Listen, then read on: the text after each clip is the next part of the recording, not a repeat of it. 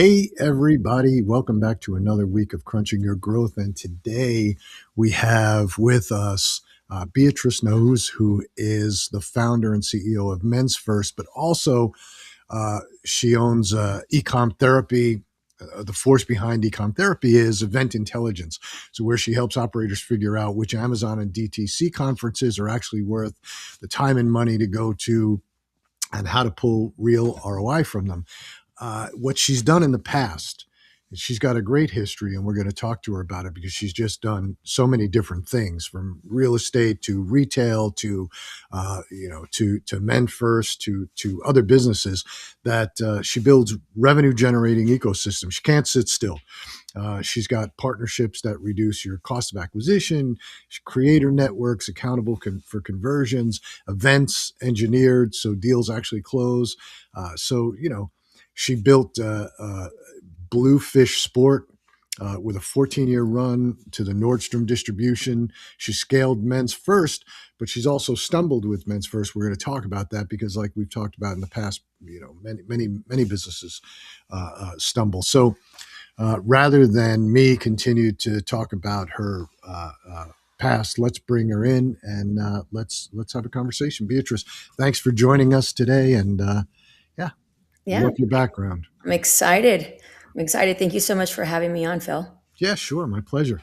If you could take us through your background, because it was when we talked before, it was very extensive. You've got so many things going on, or you've done so many things in the past. So it would be great if we could sort of go through that a little bit. Sure. Yes. Actually, I am originally from Brazil, and then I moved here young with my family. And I think that has been very helpful for me, actually, with because of my roots in Brazil and my Brazilian family. I was able to, visit Brazil a lot, and then a lot of my ideas that I came, like that I created are because of my Brazilian past and the access of information and culture and beauty and cosmetics and all that stuff. So funny journey. I come from an entrepreneur family. That's how my family came to the U.S. And in 2 years after college, I decided to get into the clothing business, and then that's how I brought in and created a Bluefish Sport, which was a beautiful journey. It was before activewear was a thing, because now every like fashion activewear Yeah, is yeah. the thing now. But I basically started that fashion back in 1990s, 1998. Yes, Yeah. and had a wonderful experience. Like any business, we had our ups and downs, but the company did pretty well. I was able to have distribution all over the U.S. I was in all the Equinoxes and like the major Nordstroms. I had 4 retail locations here in South Florida, and I had stores in Mexico, also in Nice. Canada at the time, also big distributors in Japan. So my world, you know, 20 years ago was basically, traveling to every single trade show you can imagine, from like Germany to Spain to every other weekend I was in some sort of fitness show, here in the US. So that was exciting. Yeah. And but the hard thing about fashion is that you need to be working like all the time. You need to be coming Yeah. up with new ideas. You need to be, dealing with that, and then employees, and then stores, and then came to a stage that I was just like, I can't do this anymore. Like I was lucky enough that I brought in the right partner that then, bought me out. So the company, is still around until today. If you guys Google bluefishsport.com, you'll find it. And then I was like, I just want to get into real estate. Like I don't want to do anything that has to do with physical product, zero. And then that was it. Then I built a brokerage, and main focus was Brazil. Actually, Bluefish Sport was manufactured in Brazil, so that's where my roots came into place. Got into real estate, but because I got so big in the U.S., a lot of Brazilian brands started reaching out to me to do some sort of consulting work for them. Inside the U.S., how to go to market strategy. Yeah. Um, and then I became not known, but like, people, like my name would always come up when people were looking to get into the US. So I became a point of reference for them. And then real estate came in. I helped with a lot of relocation packages for families. That's when the big boom in Miami. I live in Miami still, and that was like the big era of all these Brazilians moving to the U.S. And took advantage of that. Created a relocation company, created an education consulting company where I would help families, move to the U.S., understand the school system here in Florida because it's a little bit different than the rest of the U.S. I feel so. A lot of families that are relocating here, they didn't understand the system. So I built an entire consulting firm around that, which then would be top of the funnel lead for my real estate. So it's really different ways to help increase your I guess your top funnel for it, and then you're able to close it. So did that, and then I was just like, oh, I don't want to be working on the weekends and dealing with all these agents, and I was like, oh, I need to get into the e-commerce business. And then hold and below, that's when MENFIRST was created, and that was in 2019. But I was already getting the bug in 2017, and I think that's when you had like all these e-commerce courses and selling on Amazon and selling through Facebook. And then I did like, I don't know, I probably spent over like $50,000 in like these courses. Oof. And then that's how MENFIRST came to be, was in 2019. Oof. I hate when people tell me they paid for courses because most of them are just so full of garbage. I mean, Yeah. most Yeah. of the people on them never sold, and they Right. just think that they can sell courses, and it's just, I don't like the reseller model to begin with. And most of these guys that are out there, we started selling on Amazon. We had a beauty business. We started selling on Amazon in 2006 as an extension, but I always looked at Amazon as more of a customer acquisition channel rather than trying to build brands for long term on Amazon, because you don't own that customer. And Right. that's sort of the flaw in the model. But there's so many people that we've had to go in and clean up because they did startups and they paid for courses, and you're like, oh my god, we'll the money that you paid for the course, you could have paid us, and we could have scaled your Right. brand. Yeah. So anyway, but that's water under the bridge. But it happens. But it's always greener, right? You were like tired of retail, which I can understand, and fashion.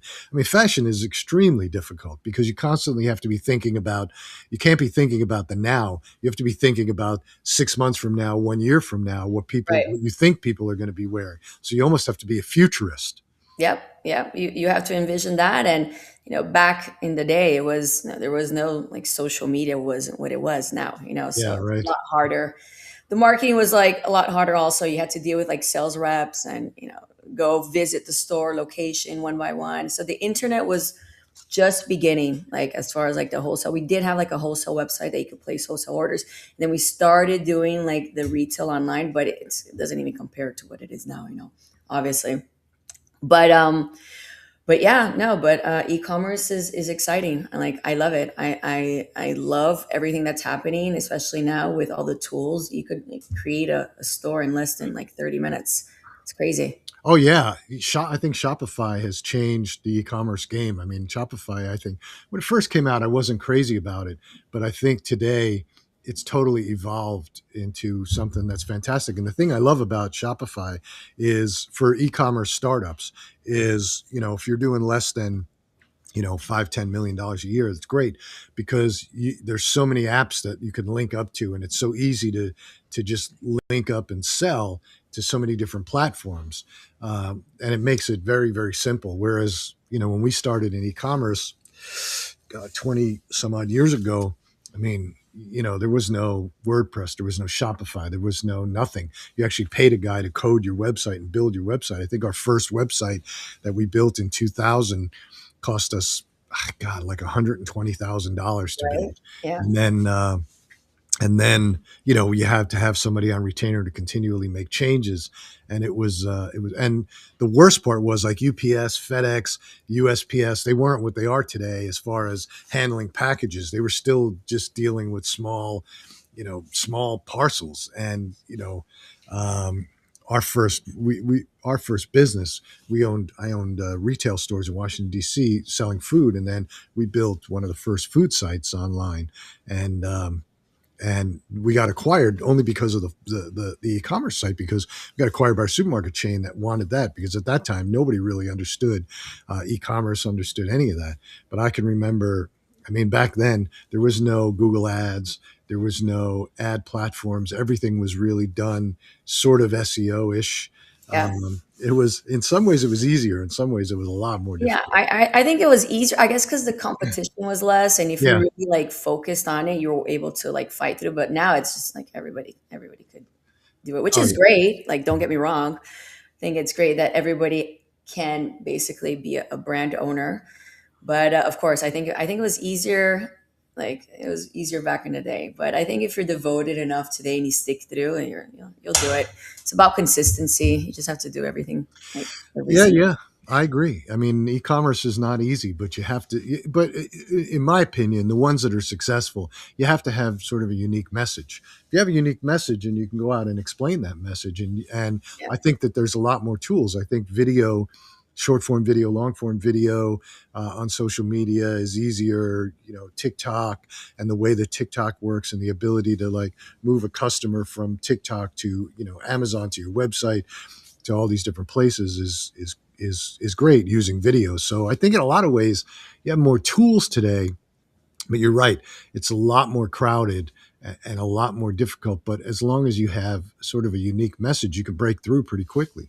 Yeah, and then that's how I came up with Men First, because it was like it sort of checked all the boxes. I know when we spoke earlier, I'm like, I could give you the founder story, which is, my husband had gray hair and he wasn't feeling that confident, and there was nothing out in the market that could make him, look sophisticated, like you still want like that George Clooney look, like more pepper than salt. And I was like, the only thing in the market is this brand, but it has chemicals. There's like a lawsuit, people claiming that it like they had an allergic reaction. And then I was like, okay, well, there's an opportunity there. Did my market research, you know impulse buy, less than $20, subscription model, uh, market that's not that crowded. I wanted to stay within the men's market, and then that was it. And that was basically, Men First came to be. I Because of my connections in Brazil, I was able to find a factory there, and then I was able to test the market with the product in Brazil. So, in Brazil, I have the brand as well. And once it proved that it, was good, then I brought it into the US. So we've been, I came in right before COVID, so that sort of Yeah. helped me. I think I got that website boom, and that's when I fizzled out of real estate too. So I think like the timing worked for me as well. So I'm very grateful for that. And it actually was exciting, because once COVID hit, we're here. We were living in a house and we moved to an apartment, and it was just me and my family pick and packing, stuffing envelopes. Like my kids got involved. Like, I had an entire like assembly line in my house like every single day, and it was during COVID, so I had extra help. So my kids did not sit home do nothing. They were like packing little boxes, and then I got like my other daughter to help with like customer service. So we were like all into building Men First, which was exciting. Yeah, Um, that is fun. yeah. So for me, the timing was good. The timing was good. I couldn't complain about that. But then you were explaining that you had some issues after, um, Yes, you I know, had. So it's funny because like in Brazil, you have different problems than what you would have in maybe like in China, or if you're manufacturing in the US. Like in Brazil, I went through a very painful transition process with a factory, because the factory that has been doing, we're doing this product for us, the owner of the factory got arrested for money laundering. oh And Jesus. it was all over the news. And I didn't even know about it the day it happened. Like, they were like, "Oh, found owner of and I was like, "Oh my goodness." Because he was involved in all these other businesses. And then there's all these articles like in every single newspaper. And I was like, oh my God, where am I going to manufacture my product now? So everything sort of happened really quick. And then I had to go find it in your manufacturing, and I had to approve their quality, and then I had to, and it took me a while. So I, ran out of inventory in Amazon and in my store. And then once that happens, it's like everything that you invested, you lose. So you have to sort of start everything again. So, I'm bootstrapped. I started this business with, I started this business with $20,000. That's how I started Wow. this business. Yeah. And then everything was bootstrapped. A lot of deals that I had with these manufacturing was, I had a nice like payment schedule with them. Like everything that was good, like came crashing down. And that was in 2023. So I was doing solid, 50% year growth after year. And then 2023, it was just like, it was my best year of sales, but it was my worst year of investment experience. And then now I'm like picking everything back up, and then TikTok like sort of just all came. I would say, like, would it be like 2 years is when like TikTok came big?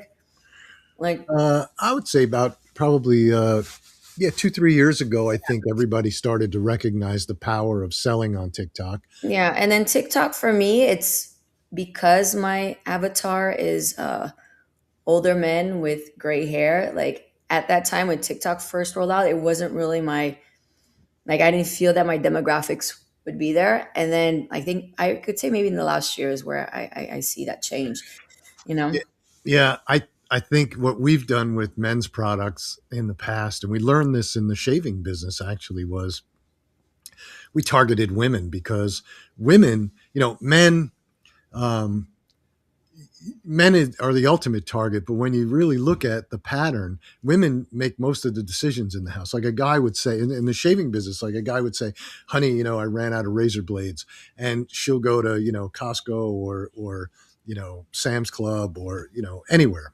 And she'll see, maybe Gillette's got a new 5 blade or somebody's got a new razor, and she'll make the decision to buy it and give it to him. And all of a sudden she just changed his shaving routine. And this is sort of the same thing. My wife brings me products all the time that she thinks I would like, right? She hasn't made any comments about my salt and pepper hair, but I'm very much, she brought me snail mucin for my Mm. skin because I was complaining about my skin, and she found this men's product which has snail mucin. I don't know if you know anything about that, but it's women love it. Women use it all the time, and it's all over TikTok. And so women are on TikTok, Right. older, younger, and so they'll see the men's products and they'll sort of make that decision. And the next thing you know, like my Yeah. daughter always busts my chops about my gray hair, and she brought me a product which I refused to use because I think it was garbage. But you know, That's funny. That's your, I didn't, it's funny it's your daughter. Cause usually from my experience, and I see it with my, my friends, my girlfriends that are married, they're yeah. like, why am I going to make my husband look younger? So they're like, it's okay. I like the white hair on him. It's fine. So I'm like, it makes sense. I think it's weird because like I get dark hair here and then light hair here. And I think that's a little weird. But every guy that I've ever seen that uses some of those products that exist on the market today, not yours, but some of the other ones, it winds up looking too fake. Yeah. It becomes too even, and Yeah. nobody's hair color is that even. Yeah. And that's what I didn't like. Yeah. Um, but I do try different products. I have a friend who manufactures in the U.S. skincare products or beauty products. And he has his own brands, but he also has a manufacturing place out in New Mexico. And he always sends me stuff.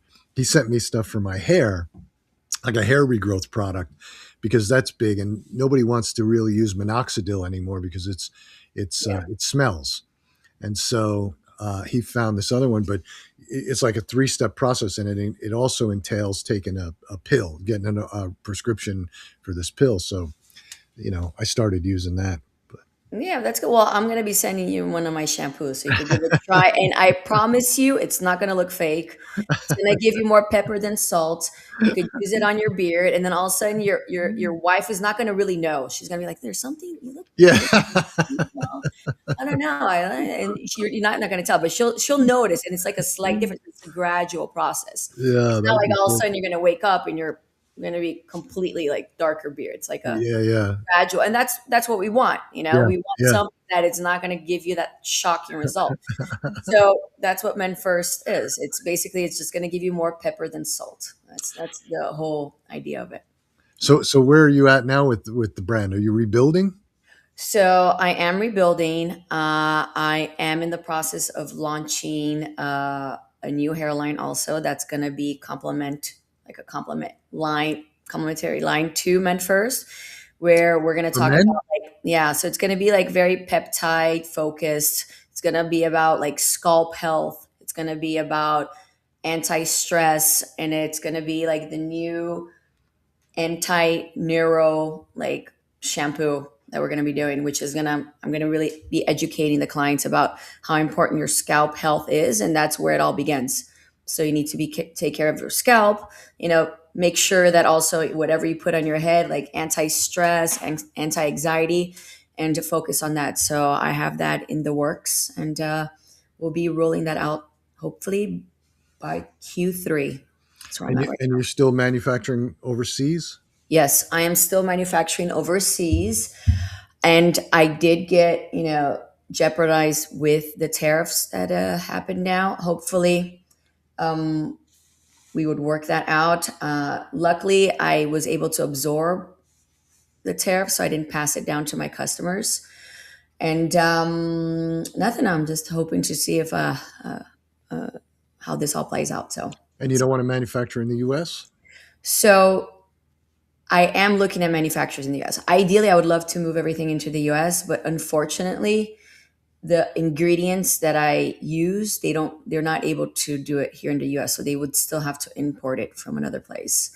And Brazil is pretty much in the forefront with like ingredients, natural ingredients, cosmetic beauty. So I think it's a plus that the Is it product really? is Brazil as well. Yeah. I never realized that. Yeah. Wow. They're at the forefront of natural. Yeah, for natural ingredients that they have. Wow, that's impressive. Especially because of the Amazon. Like this product, we're going to have a lot of ingredients from the Amazon. So, like new up and coming ingredients happening. So, that's sort of my focus. Wow, that's great. I really didn't understand that about Brazil, Yeah. that they have that they're at the forefront of. I would have never thought about cosmetics and beauty in Brazil, but that's just my own ignorance. I just don't know enough about the country, right? Right. So because you always think about all you think about is sort of what you see and what you read if you're not there. Because I've only been there once. Because we do business down there, but it's mostly in Rio de Janeiro, and which is, I think, probably not. I mean, the country's huge, so it's probably not indicative of the entire country. Right. That's more of like Miami in Brazil. Right. Right. Right. That's exactly what it is. And then you have Sao Paulo, which is like the New York. So you get, we're pretty up there as far as that. Yeah, that's fantastic. Yeah. So what else? So how are you going to relaunch it, or are you just sort of are you going to? I'm putting the pieces together. I'm talking to a couple of different manufacturers. Deciding whether I'm going to keep it under the Men First branch or am I going to roll it out and just become like a brother's company to Men First. So I'm still playing that out. And yeah, so I'm excited about that. And then Men First is, again, revisited my strategies, focusing a lot on content as well, rolling out a new TikTok strategy for Men First as well, and Amazon. I would say 70% of my sales come from Amazon and 30% D2C. What about retail? You're So not the problem with interested? retail with this product is that the salons would lose their client because if men go to the salon to darken their hair and then they give them my product, they're going to lose that client because they're not going to want to dye their hair anymore. And it's a gradual process, so they're not going to immediately see the difference. So it's a tricky product to sell on salons where it's, you don't see the results, because usually when you use a product you want to, see the results in the salon. But with my product, it's a gradual process. And most men, if they're wanting it, that means that they're going to maybe lose that client if they use a hair dye. What about the drug channel? What about just putting it on the retail shelves? Well, that's the goal. The problem with the retail, and I learned it the hard way when I was able to sell my products in Nordstrom, my clothing brand, is that you gotta have that, cash flow opportunity. You gotta have that. How could I say? You're gonna have to have enough leverage to negotiate a better deal if you want to go into, pharmacies and, you know big box location like that. Because if you don't, then they'll just run you over. So I think you got to build your online presence now. You got to build your community. You have to build your following, and then you can approach them and have a better strategy of, breaking in. Yeah, I think you're accurate about that. It's also got to do with whether or not you have a product that competes with anything that's on the shelf. And like in the men's world, yeah, there's a lot of shaving creams and that type of stuff, and but you don't have a lot when it comes to men's um, beauty, right? Right. And there's that old product out there for hair. I can't remember the name of it, but it's been out there for forever, just for men, or I think, or something like that. Yeah. That's been out there, but that's just like, I don't think any guy today wants to use that product. That's something that your grandfather would have used, Right. and Right. nobody wants it. So I don't know. I think you might have an opportunity there. Plus, when I looked at your Amazon business, you know, that's what buyers like. We do a lot of, we help a lot of brands, and a lot of them are omni-channel, and we know that like when they go in to present to a buyer, whether it's at Walmart or Target or a drug, Walgreens, Rite Aid, etc., they always look at the Amazon part to see if there's actual sales there, because the buyer wants to know if the product's going to sell. And when you do stuff on social, um, it's always good to give them options. But I think you might have an opportunity in some Yeah. retails. Maybe you start out with some small regional guys, but Yeah. Yeah. No, I'm super open to it, as far as the like pharmacies and, local yeah, supermarkets or little stores. I'm super open to that. It's a matter of, meeting the right person at the right time, having the right investment behind it as well. So no, absolutely. yeah. I think the men's category is just so ripe for disruption, and Right. because everybody that's come in, like we were in it for a while, early on, but again, it's all centered around, obviously we were in it from the shave perspective, and then we went into other products, and you have brands like Harry's that are out there today, but everybody's sort of focused around that whole like shaving, shampoo, hair, but nobody's really attacking it from. There's a lot of guys out there that are using anti-aging products, peptide products, things on their face, and I don't see a lot of that happening, and Right. and certainly not. I mean, there's hair color, right? But I wouldn't want to color my hair. I Yeah. wouldn't go to a salon to get my hair dyed, because then Yeah. it would look fake. Yeah. And the tricky thing about my product is that it's when we first launched, it's the technology behind it, because we avoided harsh chemicals, didn't work for everyone. So that was also like a learning curve on the marketing messaging as well that I had to use. That's why you see that sometimes, some people are like, I love this product, and some people are like, oh, I hate this product. Yeah, Is because the technology behind it is that, like, if you think of, our hair, there's like little fibers, little pores in it.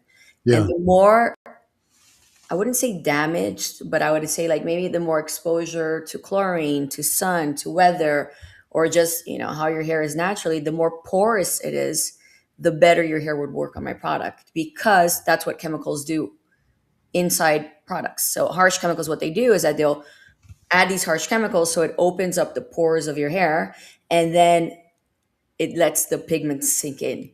So if your hair is naturally non-porous, it would take my product a lot longer to work on your hair because I don't have harsh chemicals in there. Yeah. So that's sort of like the the how can I say that?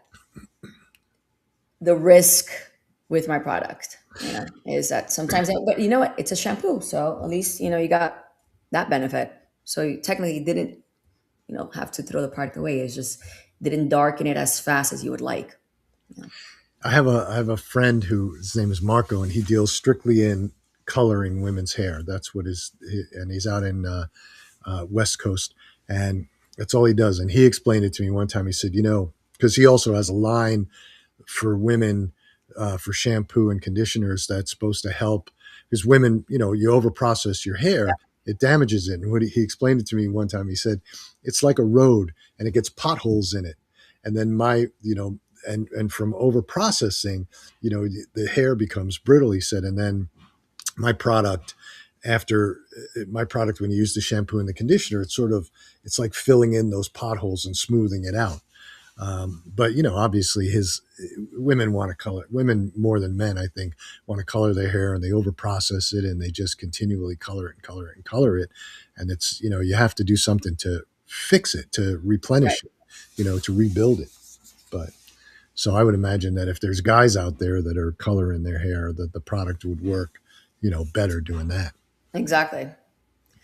Exactly. So that's where it was, learning, and then boils down to marketing, and that's what I say. Everybody asks me what type of business am I in, and I tell them I'm in the marketing business because that's Yeah. what it is. I just changed the final product that I'm selling.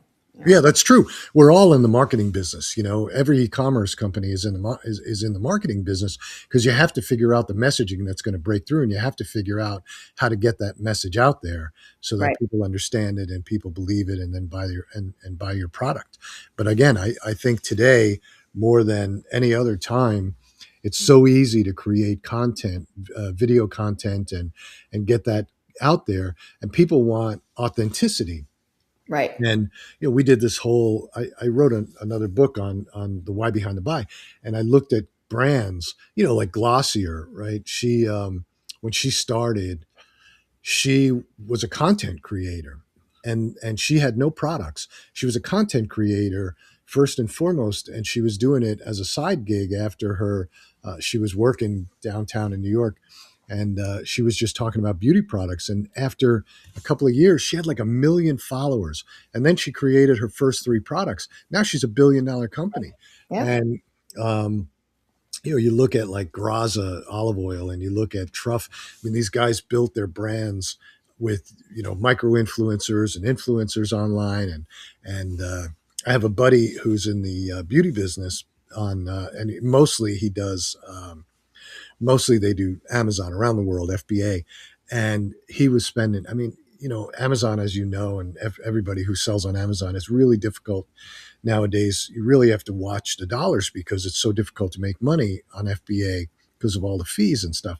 And he was just getting frustrated spending so much money on ads on Amazon. He moved all of his business to TikTok and Reels. And essentially, what he does is he just gives away his product. He wants as many people talking about his product as he can get, and just micro influencers, small people. So he's literally has their goal is to get like another 100 people every month talking about his product. He has tens of thousands of people Right. online talking about his product, and that has become his advertising strategy. 100%. Yeah, 100%. And now they have a lot of these TikTok events also. So that's sort of something that I enjoy doing. So once I started this business, I started attending a lot of trade shows. So I would go to every single trade show that you could imagine. Here in the US, I started in the US, and now it's just as a visitor, not presenting. not presenting, Yeah, just yeah. there as a brand to learn, educate, talk to other, you know, entrepreneurs. I also joined communities that help. I think that's been that's been a good how could I say this? It's been very helpful, because a lot of times you want to get supported by other e-commerce business owners and say like, hey, you're going to be fine, just stick it through, or talk to this person, talk to that person, and sort of, they have like an approved network of people that, like, can help you. So I'm part of this community called MDS, which I've been very happy. And I also, have helped organize a couple of events, throughout the US now. And because I attended all these events, now I sort of help, also companies that want to do events around, these trade shows, organize it. Because I think that's sort of like my I think it's more like a passion project than anything. It's because I enjoy, putting together events. I enjoy participating in events. And that's how I came up with, ecom therapy, which is, I'm digging in deep in like all these events that are happening, and interviewing the founders of these events too, and like how they came to be, because I think that's just as interesting as any other topic, as well as like, okay, how did you come up with now throwing these humongous events where you're getting 30,000 people, 10,000 people, or even a tiny one. They all started tiny, so I Yeah. love hearing that story. And now I'm going actually to there's a couple of big events here in Miami that I'm organizing, and then I just got invited to go to a big event in Dubai as well. So I'm excited. Last year I ended up going to an amazing event in Iceland too. So it's a little excuse to travel. Oh yeah. Yeah, Yeah, yeah, and if you can make it productive. of Yeah, course. we go to a lot of events. I don't go to trade shows much anymore just because it's too when you're at a trade show and there's brands presenting, they're looking for sales. They're Right, looking for the retailers that are walking around. They don't want to talk to you about what you have going on. It's really difficult to, and you don't want to stop their mojo. We used to go a lot more, but we definitely are involved in a lot of communities, and we have a couple of our own. And the thing that I hated about communities, which is the reason we started our own, is because a lot of these communities become almost like uh, we're going to go have a dinner and we're going to go here and we're just going to network and we're going to talk about mindset and mind shift, and it's nothing tangible. We focused more on giving somebody tangible results. If we have somebody who's a brand builder, and we have an event online, and you want to talk about brand building, then they're going to give you tangible, actionable items to walk away with. Not just going to sit there and say, you've got to have the right mindset. Everybody who's in there has the right mindset. right, Everybody right, who's taken the step and started a brand has the mindset. So leave the mindset alone. Everybody's there. Everybody's got the motivation. The reason they're here is to learn and to figure things out, right, because nobody has the right answer. I've been doing this, for 25 years. I don't have the right answer. People ask me all the time. I coach founders, I coach startups, and I always have to bring other people in because I don't have all the answers. right, It's impossible for anybody to. And we all still have to talk and communicate and help figure it out together, because Amazon changes every day. I don't know anybody. I know a lot of people that are involved in selling on Amazon. I can't keep up with the changes. They can't keep up with the changes. This whole change between Cosmo and Rufus now, Amazon sent out I think it was a 112 page document about how Cosmo and Rufus work. Now, I don't know anybody who can read that, right, but so we all get together and we talk about what we learned from it and what we learned from doing it. Because you have to restructure your pages, you have to restructure your content, you have to restructure your images because it's reading it differently. But the thing about Rufus is, because that's the answer engine, is it's Rufus is looking at your website and all the places you sell online. So when you ask it for something and it's delivering a result, if you have a brand on Amazon, it's looking everywhere. So you have to make sure that your content, your pricing, everything is consistent across the entire ecosystem in order to really get the most out of it. And that's a major, major change yeah, that Amazon's done. So I'm just, to your point about communities. I think communities are great as long as you're getting something tangible out of it, not just hey, we're gonna go have a party and on the island of because that we're gonna go out on a cruise and 100%. Right? And that's also with events that you attend. So it's you need to make sure, like events, trade shows, that you attend.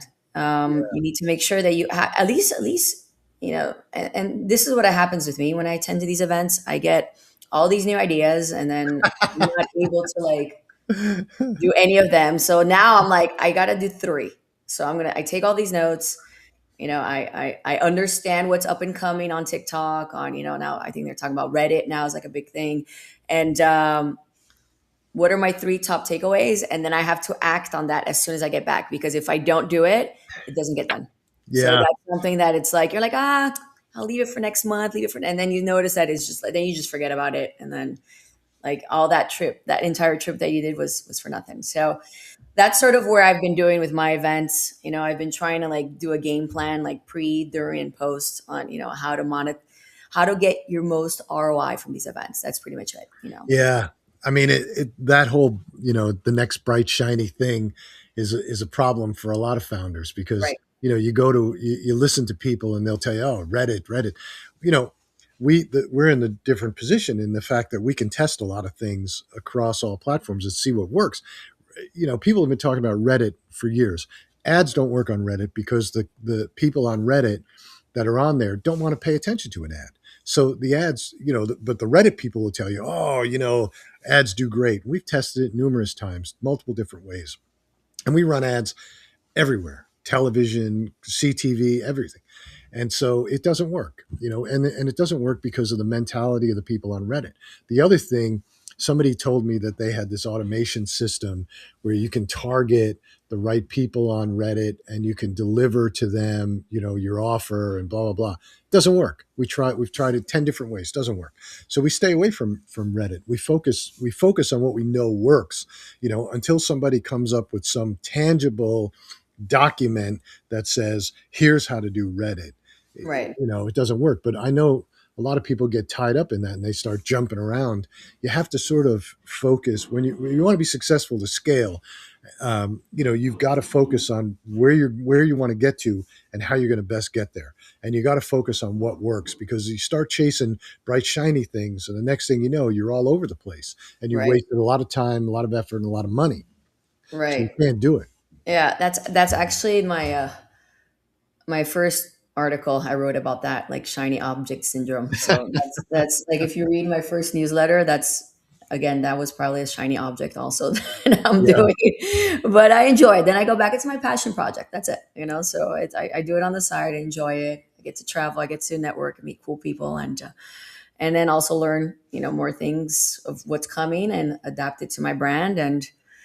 And yeah, so I think it's important. I think you have to be you need to know what's going on. Like, you need to read, you need to be Yeah. informed, you need to understand what's up and coming in the platform. Like you said, Amazon's always changing, TikTok is always changing, and now I feel like, for me, it's, TikTok is now sort of top of the funnel, and then whenever you see something on TikTok, you go to Amazon. So they basically work together. And I think if you don't have an Amazon account and you're doing a lot of TikTok, I think you're missing out. So I think it's important to do that. And vice versa. I think if you have an Amazon account and you're not doing TikTok, you're missing out as well. So I think they work well together now. Yeah, there's a lot of people on TikTok that don't want to check out. I mean, on the TikTok shop, they don't want to put their credit card information into TikTok, Right. and so that's why they go to Amazon. They also go to your website, and the reason that people go to Amazon, you're 100% right. You have to have an Amazon account because I think the number is 93% of the buying population in the United States. Let's just talk about the United States. 93% have the TikTok, the Amazon app on their phone. So they hear about something, immediately they go to Amazon to buy it. And if you have Prime, if you're a seller and you're doing FBA, you automatically are Prime, and so they can get it really fast. And that's why people go to Amazon. Amazon is extremely valuable. Don't get me wrong, but you still have to be very careful because Amazon changes so often, and there's so many fees. You have to be very careful about what your product price is, what your cost is, all these different places where you could get hung up, because I've seen a lot of guys not pay attention because they were growing so fast on Amazon, and then the next thing you know, they're cash flow negative, Right. and then they're toast. So you have to be careful about what you're spending. And in my opinion, TikTok is great because you're essentially doing your advertising on TikTok but you're creating the content. Yeah, certainly that costs money, but it doesn't cost as much as just running, ads against keywords. And so and then your website becomes valuable as well because we did this study a couple of years ago where we tracked people coming from social media and content and where they were going and what the pattern was, and they would go to your website, they would go and look at your website, but they don't have a relationship with you, so they don't want to buy off your website right away. They don't want to put your credit card in because they're afraid, so they go to Amazon, they buy it because they know they trust Amazon. They know that if they have a problem, they're going to get their money back. They're not going to get their credit card information stolen, etc.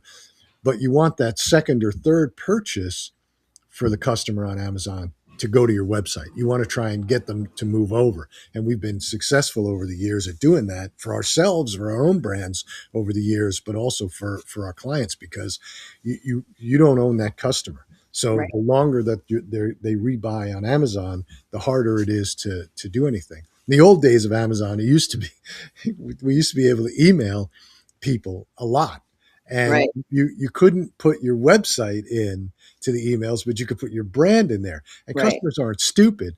They can look and say, "Oh, let me go and Google this brand," and you would get them.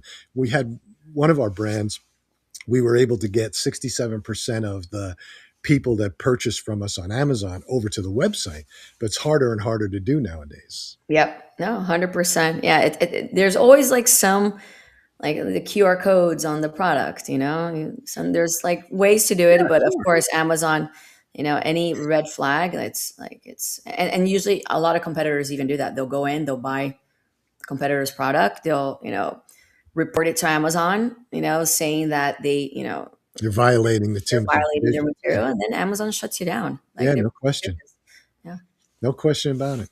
yeah. All right, well, we're about 2 minutes away from the end. So, any last minute, any last minute points you want to get across? Sure. Customers wanted to talk to you about if people wanted to find you, where's a good place to find Sure. you? You can find me on LinkedIn. That's Beatriz Nahuz. I think I could share that link also. You could put it in my I'll put it information. in the description. Yeah, Yeah. and your website. Follow me there. Yeah. And my website's menfirst.com. That's my brand. So men, my objective in the world right now is to make the world more handsome. So come buy my product. If you want a little bit more pepper than salt. And stay tuned for a new line that I'm going to be launching. So make sure to sign up for my newsletter on my website and also to follow me on LinkedIn. I don't have Instagram. That's been like a thing that I'm still deciding if I'm going to take that on right now. Not even for Men's First. For Men First, yeah, but I'm saying like a personal Oh, Instagram. So personal. Yeah. that's something that I'm still. I wrote about that also. That they said that the new thing for 2026 is being cringe. So I don't know if I'm there yet. So I'm trying to like overcome that it's okay to be cringe. Because when I told my daughters that I'm going to be doing like TikTok and all these things, she's like, "Oh, mom, that's so cringe." And now I'm like, "What? Cringe is cool. Cringe is the new 2026." Like read my entire article about that, how cringe is the new 2026. Oh, that's So funny. I'm deciding whether I'm going to take that on. So I gotta like believe in the stuff that I write as well, because I have to, because it's true. Yeah. So yeah, so that's pretty much it. Well, great. I appreciate you taking the time to come on, and good luck. I'd like to stay in touch and see how your business is going, and good luck, and good luck with the new products. All right. Thank you so much. It was great talking to you. Thank you. Okay. Bye.